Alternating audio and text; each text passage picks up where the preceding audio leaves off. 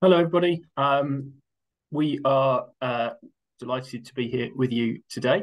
We're just going to give it another kind of 30 seconds or so just to let people join and connections to all sync and our faces to stop buffering and all of those kind of things. So we'll give it a second and then we shall kick off shortly.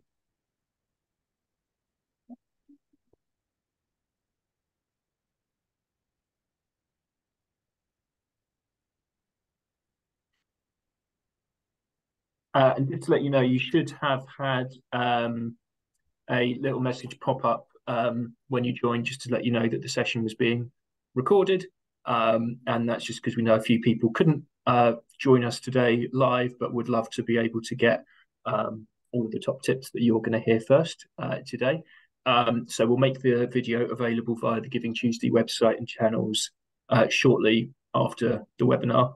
And the other little bit of housekeeping, just let you know that at the bottom of your screen there is an option to be able to put captions on if you find it easier to be able to read the transcript as it's going along and find audio tricky to follow. Okay, so we're up to over 50 people now, which is great. And I think, Tereza, we should probably start because 50 people have been very prompt and I'm sure they're waiting to hear the benefit of what you've got to say. Just a couple of last things from me. So we are looking forward to working for our second year on Giving Tuesday at the Chartered Institute. Last year was our first year kind of supporting the campaign and putting on this kind of stuff. And we were delighted to see last year at least £20 million was raised on the day on Giving Tuesday. It was trending #1 on Twitter in the UK. Lots of attention, lots of engagement, and a really good opportunity for a whole range of charities, particularly, I think, kind of smaller and medium-sized organisations to hook onto a social media day and put out messages. We do have on the Giving Tuesday website a complete toolkit for this year, which has got ideas, tips, template emails, a kind of schedule of kind of countdown to the day and what you can do when, and different ideas of how to get involved in Giving Tuesday.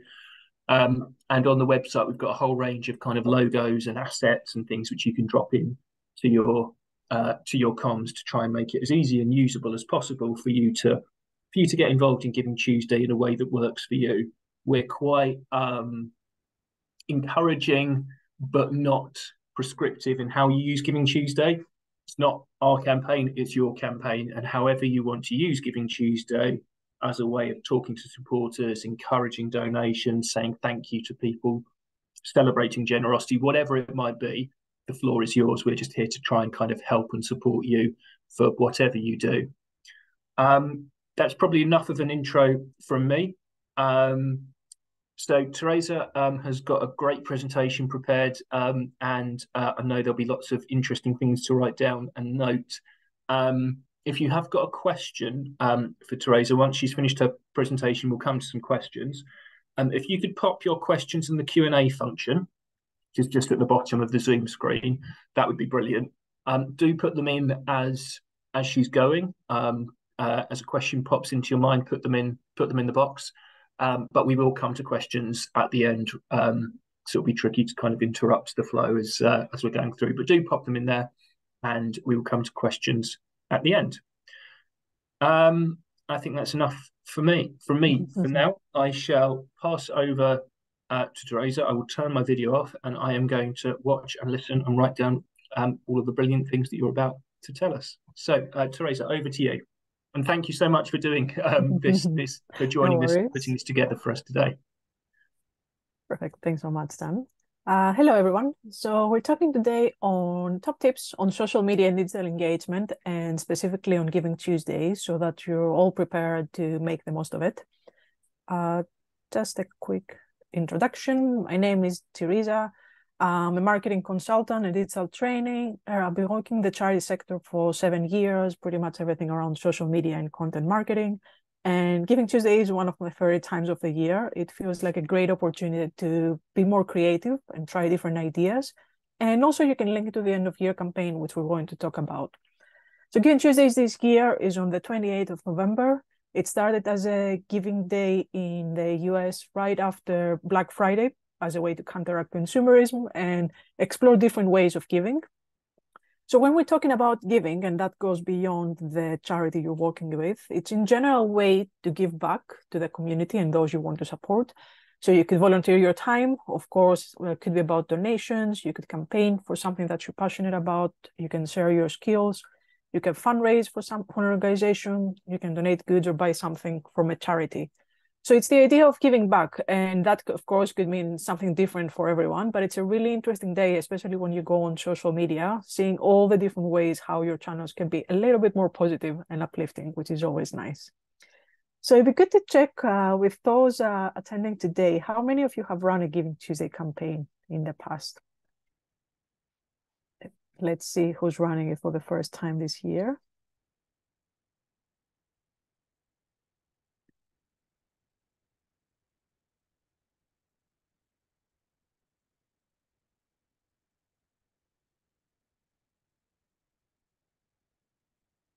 See some first years, really good to see that. Matt said we run a big give, would start on Giving Tuesday. First time, great, many first timers, really exciting. Another one also with big give, of course, it's also like the same time. First time, not come across before, so just learning, perfect. So I'll make sure I explain more on that, so that, of course, if you have any other questions, let me know during the session, and of course, there's the Q&A. So let's look at planning for your campaign for Giving Tuesday. So the first thing you want to do, again, we said it's on the 28th of November. There is a bit of time, but it's always good to prepare as early as possible, of course, in order to feel that you're more in control of what you want to do in your campaign. So the first thing is to think of the objectives. So what do you want to get out of Giving Tuesday or the give or the end of the year? Because all of them will mention that right soon. They are linked. They're at the same time. So you can just explore how you want to approach your campaign. So the obvious one, it is about fundraising. You might want to set an objective of setting a next number of donors or donations. It could be about more specific. I want to attract new donors on a specific demographic or a specific channel, or I want to get more repeat donations or appeal to those who donated in the past. So the more specific you get with your campaign, the easier it becomes to create the content and the themes. You might want to have an objective around growth. It could be about number of followers, the reach that you're getting, a growth of a specific channel, or the number of volunteers and the interest you get into your campaign. Or you could also focus on engagement. So that could be from collaborations, partnerships, mentions, or an event participation. So this is more like to give you an idea of all the different ways you can approach Giving Tuesday. And it's very interesting to see, for example, I've seen many cases of charities creating events during the day, whether it's in person or virtual. Or I've seen cases of Giving Tuesday where you spend the whole day thanking your supporters and your volunteers. So if you want to treat it as part of your bigger campaign, you can dedicate one day to do something specific. So it's just about understanding, how do I want to approach a day? It's a popular day, as Dan said, it's trending on Twitter. How can I be creative with my channels? And as we mentioned, the obvious case is fundraising. But you still want to explore, how can I make it different from the rest of my campaign for the end of the year? How can I have a different message just for one day? So you set your objectives, you know how you want to approach it. Now it's time to think in terms of campaign planning. How do I want to approach the day? What's the theme? So is there a specific theme for the campaign? Is it part of your bigger campaign for the end of the year? How can I make it different for someone to donate or pay attention to my content on a specific day? You want to think of your audience and your channels. So who do you want to attract? How do you want to use your channels? Are there specific channels that make more sense for you? Do you want to try something different? And then you want to go into your network, think, who do you want to involve? Whether it's your team, your board, your supporters, your volunteers. How can you make sure that you announce the campaign beforehand so that people are aware and that they can support you? If you don't do a post, for example, at all before, and they just see it on the day, they probably need a bit more time to understand what it is, how they can support you. So they usually say someone needs to be exposed to some sort of content a few times before they're ready to do the big step that you want. So if you want to attract more donations, you might want to announce beforehand that you're joining Giving Tuesday. This is what you need to know. This is what you need to expect. And this is in general for all the big campaigns. It's good to have that warming up period in order to make sure that they know what to expect. And then, of course, you want to think of the organizing part in terms of content, visuals, making sure that you have an idea of what you want to talk about and how you want to make the ask. So again, if it's about fundraising, what's the messaging that you want to use to create the right ask? How are you going to have it different from one channel to another?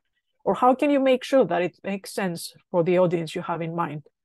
So all these things, they might feel a bit overwhelming, but it's more of an idea of the different things you need to consider. So it doesn't have to be having them already in one day. There's still a lot of time, but it's something to consider of how you want to approach the next month or two. So something that we also mentioned, it's good to understand from the beginning of how you want to approach it, is how you want to treat Giving Tuesday. So there are many organizations, most of them, who have Giving Tuesday as part of the end of year campaign.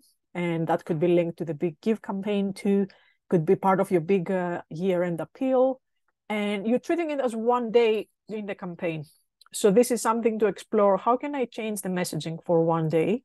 Because I want to make sure that my supporters and my donors understand the difference from Giving Tuesday to the rest of the campaign. And it's also a good opportunity to attract different donations. So you can think that I'm running a big campaign. This is the focus. This is the theme for the whole month. But also specifically in one day, I can change it a little bit and make it more urgent, make it more specific. Or you can focus on one specific part of the impact of how you can make a difference or make it very tangible. So this is a part of the planning and making sure that there is a clear theme and a clear ask for your Giving Tuesday campaign if you treat it as a campaign. So this is the approach that most charities prefer. It's easier. You don't need to think of creating two campaigns. But it's also good to see those who prefer to launch a one-day campaign. So this is having a standalone Giving Tuesday campaign. It's a giving day. It's very popular on social media. So you can just create something that's quick, but still effective in a way of tapping into the urgency. It's one day, it's 24 hours, and you want to make the most of it. So this is more popular in the US, where Giving Tuesday is a really big deal. And we see that quite a lot also in many countries because Giving Tuesday is global and it's trending in many countries. So you want to think, do I have the capacity or do I want to try something different to launch a one-day campaign? And what does that look like? So this is something that it doesn't have to be only about fundraising. It could be about engagement, as we said. It could be about growth. Could be about paying back and make sure that you thank your supporters and your volunteers. I've seen many campaigns for Giving Tuesday when it's pretty much a thankathon. So they call it as a way to thank their supporters. So it's one day where you say, it's not about fundraising all the time. I want to make sure I focus on engagement. And I want to make sure that my supporters feel involved and appreciated for all the support. So this is the part where you want to think, how can I approach the campaign? What are the themes? What's the ask? How can I make sure that the messaging makes sense? Because you want to make it as clear as possible. You don't want it confusing. You don't want to have too many content ideas and messaging that really makes it in the end confusing. So you want to have it as clear as possible. So this is an example of a campaign plan, and it's usually what I'm sharing when it comes to training for preparing your campaign. And it's split into 4 steps. So when you want to plan a campaign, there are 4 different areas you want to focus on, treating it as a step-by-step process. The first stage should start anytime, really, and it's what we discussed. It's about preparing for your campaign. So this is analyzing what works right now on your channels. How can you get more organized, understanding what I need to improve, where I'm performing best, what are the objectives, and how I want to approach it. So it's doing all the prep before you start the campaign. The next stage is about planning, and it's what we discussed in terms of being more specific. You want to think of the content, of the tools, of the stories, of those that you want to involve in your network in order to be as prepared as possible. Then it's time for the launch. So this is for Giving Tuesday specifically at the end of November. You're going live. You still want to have an idea of how to approach it when you go live. It could be an engagement plan, could be a crisis comms plan, a way to feel more confident when you go live that the campaign will be successful. And then there's the optimization. It's about making sure that as the campaign is running, whether it's about Giving Tuesday or the end of the year, that you're keeping an eye on how it's working. You can make experiments and you can also keep the momentum going. And then, of course, when the campaign is finishing, you also want to measure the success. And it's pretty much a way to think of it in 4 steps. And they might feel like a lot, but once you start splitting into more specific areas and split it in different weeks or different months, it becomes easier to have an idea of how you want to approach the campaign and how you want to reach success. So let's start with where we are now and how we want to get your channels ready. So I definitely recommend to start this month to do that prep. You want to have a look on your channels and where you are right now. So it could be on understanding the channel you're using, what works, what you need to improve, or where your audience spends more time with you. So this is where you want to run any experiments. So you might want to try a new channel, or you might want to try a new content format. So you might not have created many videos in the past and you want to try how it works. So this is the time to do it now before the campaign launches so that you have an idea of what's working. Something that I also recommend is being able to test the algorithms when it comes to social media. We know that they change all the time. So it's useful now to use that time to try different ideas. You might want to make your content more engaging. You might want to activate your channels again. So it's the time to experiment as much as possible so that you have a better idea of what works before you launch your campaign. And the last step, which is also very useful, is performing a digital audit. So let me check the next slide. The digital audit is pretty much having a look at your digital channels, where you are, what you want to improve. And it's also a good exercise to do that at least every 6 months or maybe even once a year to understand what's working and what you want to improve. So this could be about the audience. Has something changed, for example, in the past year? Do you need to make anything different? Or what's the engagement like on every channel? You might be using Facebook, but you realize that actually I don't have much of reach or engagement. So do I really need to spend time? So this makes you pretty much to question where you are and stick to the purpose. Why do you use each channel? What do you want to achieve? What's the reason that you spend the time? So something that I find really useful for that task is a framework called the Impact Effort Matrix. And as you can see, it's just having to think all your projects, all your activities, you put them on the left side, and then you start putting them into the right blocks. So split into quick wins, major projects, fill-ins, thankless tasks. So that could be on organizing your channels when it comes to social media, website, email, all your activities, or even your day-to-day tasks, what you're working on, what takes too much time, what is something that you're doing out of habit and it really doesn't add anything. So it's thinking impact and also effort. So it's definitely useful. And I have a template for that. I'm happy to share that right after, but you can also do it on a piece of paper just to think of creating the axis of impact and effort and see where you stand and what you want to improve. So it's really about saving time. It's not about adding more tasks. It's about understanding how can you be more efficient with your work. And this is also another way to work on an audit. This is an example of how you can do a channel overview. So I used an example of an organization having 4 channels. Let's say you're on Facebook, Instagram, LinkedIn, and Threads, or you're exploring if you want to use Threads. So you want to understand what's the audience on every channel, what's the frequency that I'm currently having, how many times do you post per week or per month, and what's the kind of content that I'm sharing. So this is useful because it gives you an overview. It helps you to understand where you are. It helps with that visual overview, having everything in one place. And then it makes you question, do I feel like I'm performing well? Is it something to improve? Do I need to improve my skills on a specific channel? So it really is useful before you plan a big campaign because it gets you to focus and say that I think Instagram is the best channel for me. I'm going to increase the frequency or spend more time to make sure that the engagement stays the same. And let's go more specific and look at some best practices for social media, and we'll also look at a few channels.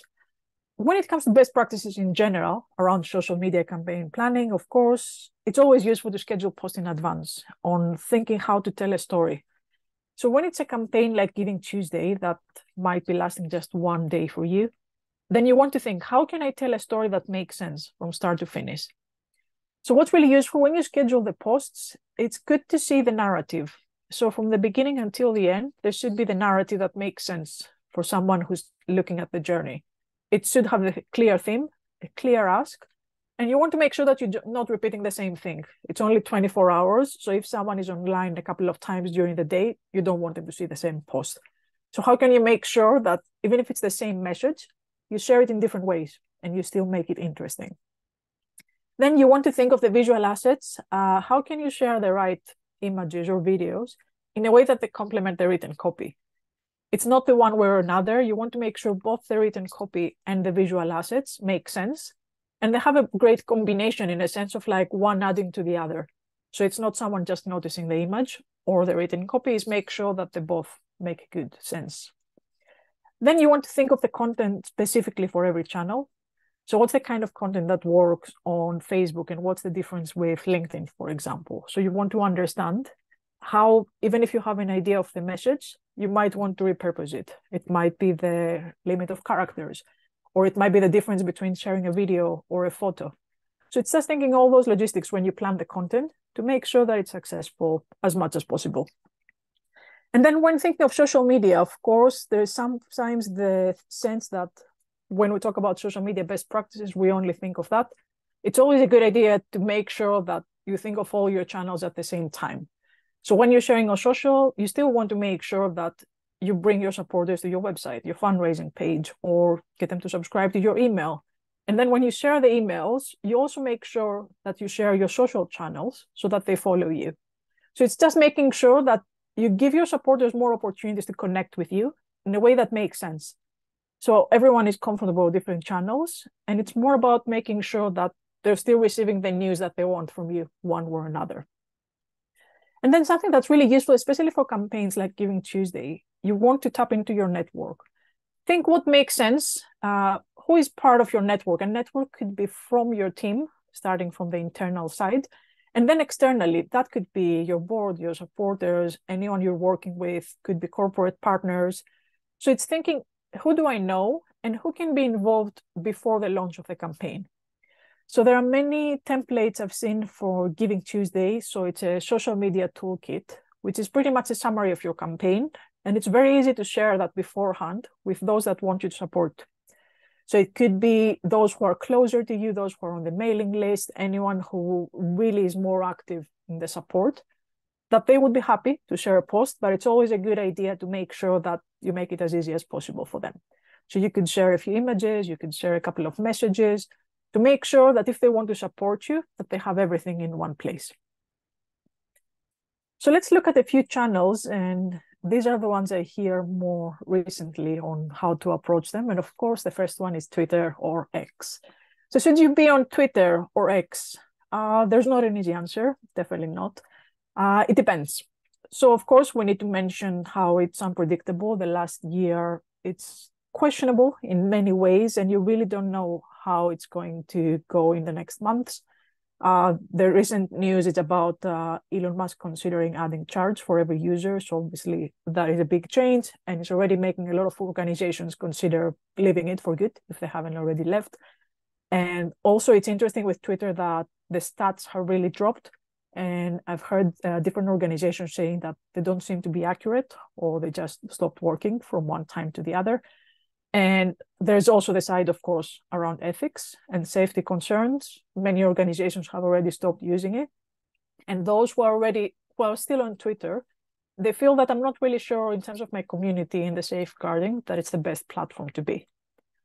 So this is the negative side, and it's quite serious and quite important. But then it's also the part that made Twitter X great through the years.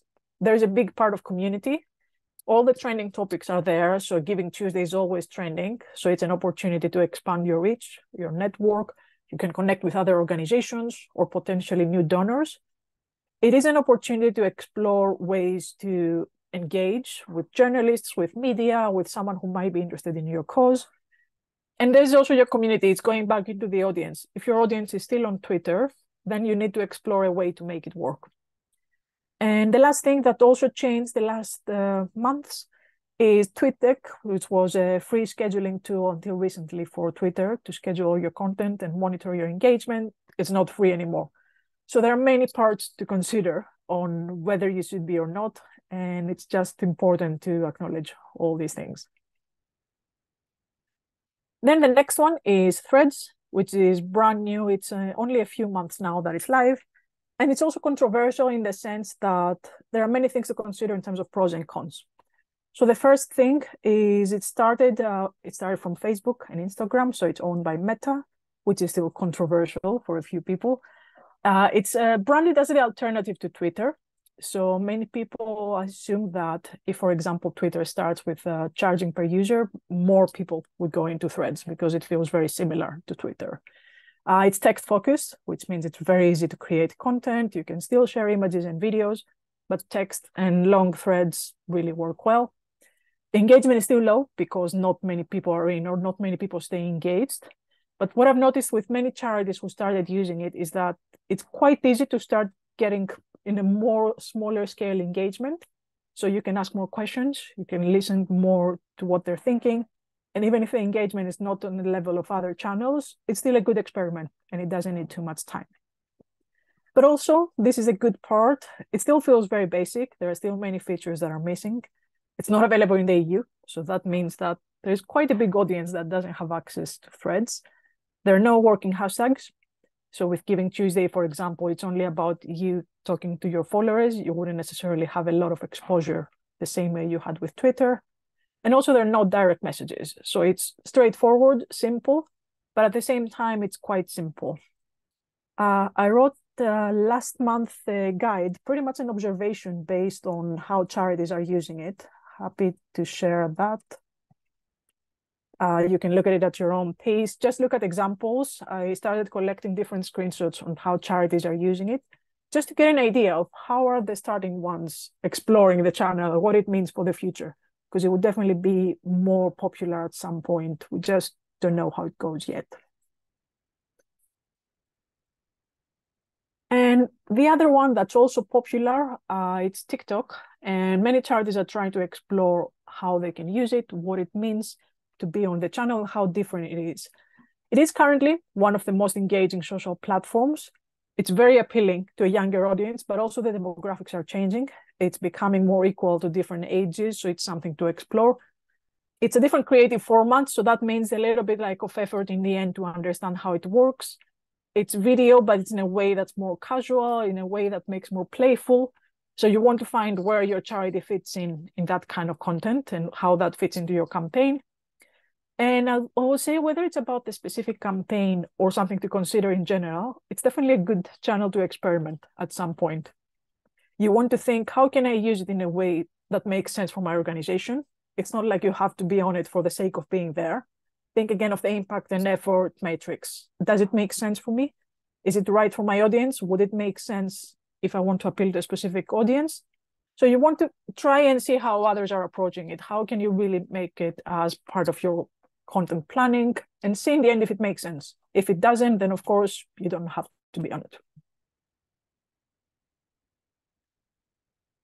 And now we've talked a lot about the planning and just a few tips when it comes to the work during the campaign. What do you do when it's GivingTuesday, for example, or when you launch a big end of year campaign? So it's important to think of keeping the momentum going. So you launch the campaign. As we said, GivingTuesday is only 24 hours. You really want to make sure you make the most of it. So it's useful to have an engagement plan. And that could be from monitoring the mentions, replying to those who send messages to you. Make sure you keep the conversation going. So the more you respond to the messages, the higher the reach become because more people would see it. And another good way to keep the momentum going, especially with GivingTuesday, is to share fundraising updates during the day. So it could be sharing part of the progress. You could share more details about the impact. This amount of money goes to this project. And if we raise an extra amount, we would be able to raise this and this. So the more specific you become, the easier it is for someone to relate and feel that they can support you towards the project. And also something to mention about GivingTuesday, it's only 24 hours, but it's totally okay to share more posts on the day than what you usually do. So we see many organizations, someone might be posting on Instagram, let's say 3 times a week. It's totally fine to share 3 posts during the day.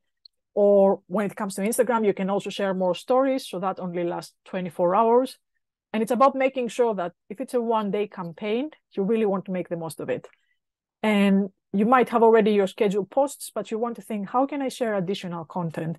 How can I continue with the engagement to make sure that it's not just me talking with scheduled posts, but I'm also engaging with my supporters? And then for channels like Twitter, but also Facebook and LinkedIn, you might want to monitor the hashtag GivingTuesday to make sure that you get a better idea of what others are posting. You might find opportunities of a future collaboration. You might explore other organizations, or you might be able to connect with supporters. So it's definitely a good idea during the day to have a look at the hashtag and see what's relevant for you. And now the day is over, we're thinking, what do we do right after the campaign? So the campaign finished, it's the day after or the week after, you want to think, how do I understand what worked and what I want to improve? So it's a good idea to go back and look at what you posted during the day. You might want to review different channels or different posts in order to get all the learnings that will help you launch an even more successful campaign in the future, especially for those who are running the campaign for the first time. You really don't know what to expect, and it's totally okay. You want to learn to see what's working, how you can really improve it. And something that I really recommend is to make sure you write down all the learnings or any key stats in one document.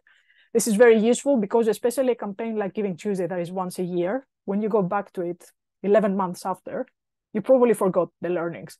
So you want to make sure that you have an idea of what you did in the first attempt, what worked, and maybe what you want to explore in the future. So it's definitely useful to have that best practice and start learning more from that for the next years. And also something that we see quite a lot with GivingTuesday, it's always good, whether it's the day after or a few days after, to make sure that you plan a couple of posts to thank your supporters and your donors. So that could be thanking them on social media, it could be sending emails, it could be more personalized approach. If you think how you're planning an intense campaign, could be just 24 hours, it could be your big end of year campaign. If they spend the time to support you, whether it's about donations, spreading the word, sharing the message, it's always good to show that personal approach in terms of thanking them and show that you acknowledge them. So again, it's not just you talking and sharing all the posts, you also are able to listen to them. So how can you start today? Let's look at some tips in order to get more organized and plan the first steps. So as we mentioned, it's a good time now to run different experiments, test the algorithms, try to re-engage with your audience. So that could be on email, it could be on social media, it could be on different communities that you're part of, to see what works right now. What are your best channels? How do you want to use the channel in the next month before you start the campaign? And how can you test the algorithm? So do you want to try a different post? Do you want to share more photos, more images? Is it just about sharing text-only content? So you want to get that understanding before you create the content, that you get an idea of what works right now. As I mentioned earlier, it's good to audit your channels, get an overview of where you're active, what do you want to improve, or if there's a channel that is not really working, is it time to leave it aside for the campaign? And it's really useful because the more you do this kind of work, the easier it will become to plan your campaign. And then the last thing, we also mentioned it earlier, is make sure that you link social media with other channels. So this is the best time to get your email subscribers on social and vice versa. Make sure that everyone knows where to follow you so that they have the preference of where they can keep up with all the updates. And then, of course, it's important to make sure that your followers go back to your website, your fundraising pages. This is the most important part. So it's not just about getting more engagement on Facebook or Instagram. It's also making sure that everyone goes back to the most important page when you're making the ask. So this was a quick overview in terms of how to approach the next months. And I talked a lot about campaign planning, and I mentioned the framework on the 4 stages on how to approach campaign planning. This is part of a program I'm running next month. It's called Ready to Launch, and it's pretty much a learning program to help you plan your campaign, dive into more details on everything we've discussed to make sure that you feel more prepared on how to run a campaign, from the steps of preparing into accessing more templates and get more organized. And of course, if you're running GivingTuesday for the first time, make sure that you have the support and may feel more prepared for your campaign. So feel free to check out more. Happy to share the links. And there are also 2 free places for small nonprofits. Of course, if it's also free, happy for everyone to be part of it. Just want to make sure, especially for those running a campaign for the first time, that you get more support and you're also learning from each other. It's making sure that it's not just doing delivery of content and training. It's also you sharing your thoughts and learning along with each other. And if you have any questions, of course, feel free to send me an email. You can find me on social. I'm spending more time on LinkedIn than Twitter, trying to stay away from Twitter as much as I can, but I'm still there. So feel free to reach out for any questions. Now stop sharing the screen to see questions on the chat. Fantastic. Thank you. Thank you so much, Tereza. Some really, really helpful considerations, thoughts, tips, suggestions for people. Emma, I will. There are some case studies and some kind of stories up on the GivingTuesday website. I will try and grab them and put the link in the chat. But if I try and talk and kind of search and type at the same time, I'll probably fall off my chair. So I will try and do it in just a second. If anybody has got questions, do pop them in the chat, and Tereza can answer them. As I was just going through, and some really, really helpful advice and thoughts.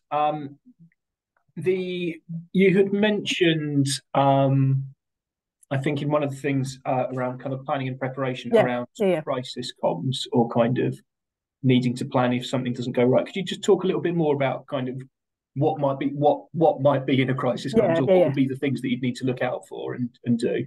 So this can really depend on every organization, on where you are and what are the level of, how do you define crisis for every organization? But in general, especially when it comes to social media, it's always a good idea, especially on a campaign where you talk more and you share more of your thoughts on your campaign, that you're prepared for any kind of like negative comments or someone questioning, could be even a troll or a spam. So it's more about protecting your community in the end. So instead of worrying in the last minute, how do I respond to a comment of someone questioning my work, or someone who might be a spam troll respond? How do I have those responses ready in order to make sure that I don't spend too much time during the busy time of the campaign, and I'm as prepared as possible? It's also really useful, and there are many templates on that I've seen online. I find that on different scenarios. So you want to think, if someone is sharing 2 or 3 comments in a row, what do I do? Do I delete that? Do I message them privately? What's the approach? So it's good to think of all of these beforehand so that you don't spend too much time. What's the level of like limits of what you approve and what you're not? And trying to be as prepared as possible, really. So it's like one page. You're trying to think as many scenarios. Hopefully nothing happens, but still. Yeah, so I mean, yes, plan for the worst. Exactly. Especially if you have a community like Facebook groups and stuff, it's always good to have those rules in place. And you know, an example of that, one of the teams here at the our Chartered Institute fundraising runs Remember a Charity, which does you know, promotion of legacies to the sector, and there's a Remember a Charity week. You know, it's almost a year in the planning, lots of stuff goes into it. And last year, on the first day of the campaign, I think the Queen died. So if you think about the resonance of promoting gifts in wills and the Queen dying, you know, lots of kind of cries. Do we post this? Do we not post this? Who makes the decision? So this is also a really good point. Like, you might be scheduling posts in advance, let's say for GivingTuesday, but there could be something big happening on the day, so you might need to adjust your content. So it's always good to have that planning, but also be prepared that something big might happen. Of course, it's always the case. I guess kind of, it was just because it was really helpful with you kind of going through the different channels and some of the kind of pros and cons. And I think one of the things, you know, when we talk to people, you don't have to do everything. So I think kind of, you know, a lot of times, especially with GivingTuesday, and you know, sometimes the person that will be on the webinar today and thinking about it will also be, you know, the marketing manager, will also be the database officer, will also be doing other things as well, and therefore it's not like, you know, every charity will have a team of social media people being able to deal with this. So if it was more kind of like, oh, we want to do something, but we don't think we've got time to do everything, what would be your kind of, if you were just dipping your toe in the water and you just wanted to do something a bit, what would your suggestion be in terms of where might be best? Or is it based on, well, it depends on what Mm. your charity is and who your audience is? Yeah, it's a really good question. And I think it's a really good advice also if you're starting a campaign for the first time. You don't want to spread yourself thin and try to be on Yeah, every single channel. You should start with what's more relevant for your charity and also the channels that you're currently using. It's not probably the time now to try a brand new channel if you haven't used it, because there's a lot of time to learn it. If you feel that my audience is spending more time on Facebook, this is your primary channel. So you want to make sure that the planning, everything we discussed, is towards one channel or maybe two, and making sure that, again, it goes back always into the website, into your email lists, everything that makes most sense. Because social media is great for the first steps, but it's not that everyone will come in terms of the donations from social media. It's more chances of seeing something. So that's why you want to put more messages. But it's also looking at all the other channels. How can you make sure that your website page is ready, that it's not crashing on the day and things like that? yeah. And I really echo and endorse what you were saying about trying things and experimenting, Mm. because one of the things we've seen with Giving Tuesday, this isn't just here in the UK, but with organisations in the United States and elsewhere, is because your charity is hooking onto a day with a slightly different kind of brand and things, it gives you Mm. cover.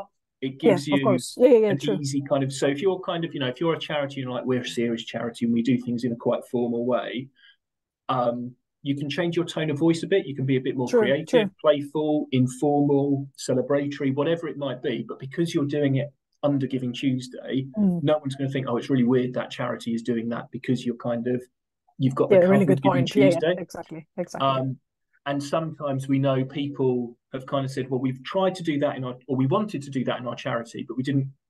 We're a bit nervous Yeah, about it. yeah, yeah, If you yeah. try it under Giving Tuesday, you might see you're engaging with a new group of supporters, or you Yeah, might see that exactly. a certain group of supporters respond really well. And then that can help inform your future social media engagement generally as well. So you can almost kind of pilot some things with Giving True, Tuesday, true. can't you? And then that helps you not just with your Giving Tuesday campaign, but for your future fundraising and engagement as well. And something that's really useful, speaking of examples and success stories, when you want to try new channels, what I really like is just clicking on the hashtag Giving Tuesday, because it's a really quick way, if you're Yeah, new, for example, to TikTok, you can just click on the hashtag and get examples of what worked in the past. You can see the engagement, you see what worked well. So it's a really quick way to get an idea of how to create a successful campaign based on the channel you have in mind. yeah. And the other thing, just as an observation, kind of seeing what works. I really endorsed your message when you were kind of talking about the difference between doing a 1 day campaign versus Yeah, using it as the yeah, start yeah. there, and especially if you're doing a 1 day campaign, I guess the thing not to do is just take whatever would have been your scheduled tweet of the day True. and Yeah. just call it Giving Tuesday, because it won't quite have the right resonance. If it is a day campaign and you're doing specific focus, you need to do something which just kind of stands out a little bit Yeah, and exactly. almost like interrupts people when they're scrolling, like, oh, hold on, what's that? And then they take a little bit of a further look. So um, it is worth trying to do something a little bit different just to create that moment of Mm. kind of interruption and attention, which is Yeah, what yeah, the yeah, key exactly. the key thing is for social True. media, isn't it?